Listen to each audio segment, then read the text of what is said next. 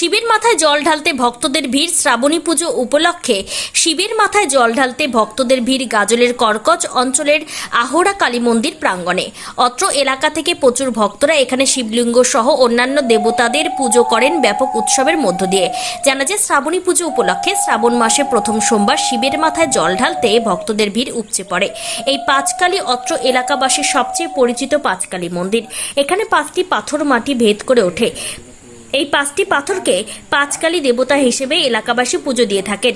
এছাড়া এখানে নানা ধরনের দেবীর মূর্তি রয়েছে। শিবলিঙ্গ সহ নানা দেবদেবী পুজো দেন। উপস্থিত ছিলেন বিশিষ্ট বাউল শিল্পী দীপানন্দ মহারাজ এবং বিশিষ্ট গীতা পাঠক সদানন্দ ব্রহ্মচারী। তারা বলেন, এই পাঁচকালী পুজো প্রায় 500 বছরের পুরনো পুজো।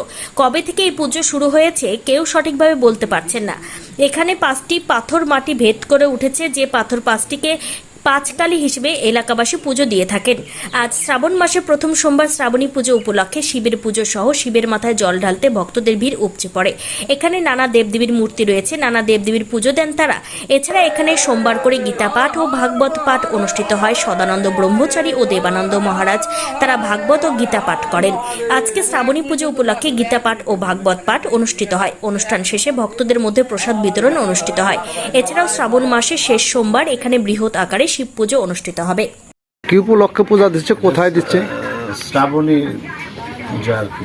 শ্রাবণ মাসে প্রত্যেক সোমবার বাবার মাথায় জল ঢালা হয়। দীর্ঘদিন থেকে হয়ে আসতেছে এখানে, আজকেও সেটাই সূচনা। এটা কোথায় এখানে হচ্ছে? এটা হচ্ছে আহরা পাঁচকালী।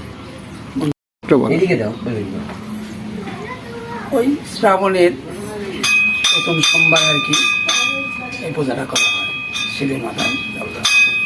কেন? এটা পরম্পরাভাবে চলে এসছে, এটাকেই মানে বজায় রাখার জন্য এখনো ভক্তবৃন্দরা করে যাচ্ছে।